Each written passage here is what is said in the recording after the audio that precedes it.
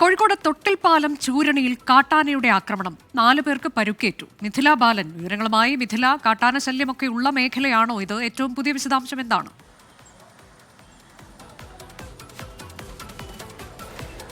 അനുജ, കാട്ടാന ശല്യം ഏറെയുള്ള ഒരു മേഖല തന്നെയാണ് ഇത്. ഇന്ന് രാവിലെയാണ് ഇത്തരത്തിൽ ഒരു ആക്രമണം ഉണ്ടായത്. 4 പേർക്കാണ് പരിക്കേറ്റിട്ടുള്ളത്. 2 സ്ത്രീകൾക്കും 2 കുട്ടികൾക്കും ആണ് പരിക്ക്. രാവിലെ പറമ്പിൽ പശുവിനെ കെട്ടാൻ പോയ ശാന്ത, സനിക എന്നിവർക്കും ചൂരണി റോഡിലൂടെ ബൈക്കിൽ പോവുകയായിരുന്ന ഷീജയുടെ മകൻ എബിൻ എന്നിവർക്കുമാണ് പരിക്കേറ്റുള്ളത്. ഈ സ്കൂട്ടറിൽ ആന തട്ടി പിന്നീട് അവിടെ നിന്നും ഇവർ അത്ഭുതകരമായി രക്ഷപ്പെടുകയായിരുന്നു എന്നാണ് നിലവിൽ നമുക്ക് ലഭ്യമായിട്ടുള്ള വിവരം. ആരുടെയും പരുക്ക്, ഈ 4 പേരുടെയും പരുക്ക് ഗുരുതരമല്ല എന്നാണ് നിലവിൽ ലഭ്യമായിട്ടുള്ളത്.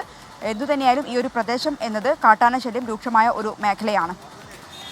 കോഴിക്കോട് തൊട്ടിൽപ്പാലം ചൂരണിയിൽ കാട്ടാന ശല്യം രൂക്ഷമാണ്. ഇന്നിപ്പോൾ 4 പേരെയാണ് കാട്ടാന ആക്രമിച്ചത്. ഗുരുതരമായി പരുക്കില്ലാതെ അത്ഭുതകരമായി അവർ രക്ഷപ്പെട്ടിട്ടുണ്ട്. മിഥില ബാലനാണ് വിവരങ്ങൾ നൽകിയത്.